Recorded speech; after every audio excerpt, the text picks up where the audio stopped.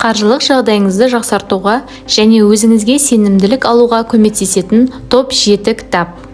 Егер сіз үнемі ақша тапшылығынан шаршасаңыз, мына кітаптарды оқыңыз.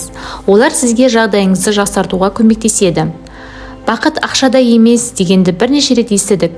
Мұны көбіне жетістікке жеткендер жиі айтады. Алайда, егер сізде қажет және қалаған барлық нәрсеге ақшаңыз үнемі жеткіліксіз болып жүрсе, онда бұл кітаптар сіздің ойыңызды өзгертуге және бай болашаққа оптимистік көзқараспен қарауға көмектеседі.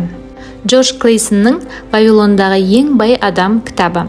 Қаржылық әл-ауқат көпшілікті алаңдатады, бірақ бәрі бірдей ақша ағындарын қалай дұрыс бөлуге керектігін білмейді. Ал егер сіз бұл мәселені түсінгіңіз келсе, онда сіз «Вавилондағы ең бай адам» кітабын оқуыңыз керек. Кітапта қарыздардан қалай құтылуға, бастапқы капиталды жинауға және ақшаны өзіңізге жұмыс істеуге оңай және түсінікті түрде айтып беретін 10 астарлы әңгімесі бар. Бұл кітап 32 тілге аударылған, ол бүкіл әлемде танымал. Бай әке, кедей әке. Авторы Роберт Кийосаки. Мектептегі білім бізге күнделікті өмірде жиі көмектеседі. Дегенмен, кәсіпкер Роберт Кийосаки бағдарламада қаржылық сауаттылықтың қарапайым сабақтарын меңгеруге мүмкіндік бермейтін оқулықтар бар екеніне сенімді. Кітап автордың жеке тәжірибесіне негізделген және әлемге басқа қырынан қарауға үйретеді. Сіз ақшаға деген көзқарасыңызды қалай өзгертуге болатынын, әрекетті қайдан бастау керектігін және кірісті қалай бөлу керектігін үйренесіз. Бұл ересектерге де, жасөспірімдерге де оқуға пайдалы кітап. Ойлаңыз және бай болыңыз. Байлыққа жетуге арналған басты кітап. Наполеон Хилл. Бұл кітап алғаш рет 1937 жылы жарық көрген. Уақыт сынынан өтіп, өзектілігін жойған жоқ. Кедейлік бұл ақыл ойдың күйі. Жетістікке жету жолында ойлайтындарға келеді, дейді автор. Наполеон Хилл Генри Фордпен, Билл Гейтспен және Америкадағы басқа бай адамдармен сөйлесті. Оның туындысы әлі күнге дейін ең ықпалды бизнес бестселлерінің бірі болып саналуы таң қаларлық емес. Ал егер сіз сөзден әрекетке көшуге дайын болсаңыз, бұл кітап сізге ұнайтыны сөзсіз. Жыламаңыз. Тек тағдырға шағымдануды тоқтатқан адам бай бола алады. Джен Синсеро. Джен Синсеро өзінің тренингтерімен бүкіл әлемді аралаған әйгілі мотивациялық тренер. Ол үнемдейтін және жеңілдіктер іздейтін қыздан ықпалды әйелге айналды. Оның кітабы нашар сананы қалай өзгерту керектігін түсіндіреді.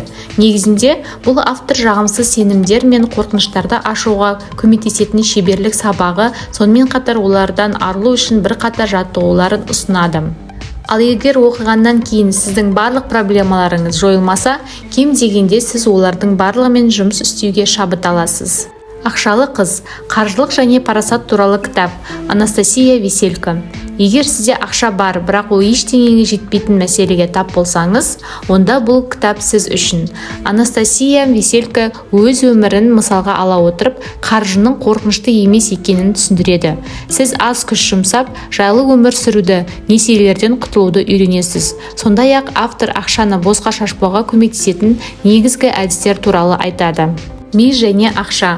Дұрыс қаржылық шешімдер қабылдауға 100 миллиард нейронды қалай үйрету керек? Джейсон Цвейг.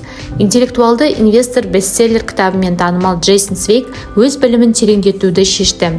Мұны істеу үшін ол ең жақсы нейробиологиялық зертханаларға барды. Онда ғалымдар оған эксперименттер жүргізді. Бұл Цвейгке сезімдердің мінез-құлқымызға қалай әсер ететінін, мидың шындықты қалай бағалайтынын сипаттайтын, сондай-ақ табысты қаржылық мінез-құлық алгоритмдері туралы айтатын тағы бір сәтті кітапты жасауға көмектесті. Ақша психологиясы. Байлық, сараңдық пен бақыттың мәңгілік сабақтары. Морган Хаузел. Сіз қаржы сөзін естіген кезде көз алдыңызда графиктер мен күрделі кестелер пайда болуы мүмкін. Нақты әлемде адамдар шешімді мүлде басқа жолмен қабылдайды. Мысалы, әңгіме кезінде Морган Хаузел өз кітабында ақша тақырыбын түсінуге көмектесетін 19 оқиғаны ұсынды. Автор жайлылықты құрудың жаңа перспективаларын ашуға көмектеседі. Сіз бұл кітаптарды оқи отырып, қаржылық сауатыңызды жақсартатыныңыз сөзсіз.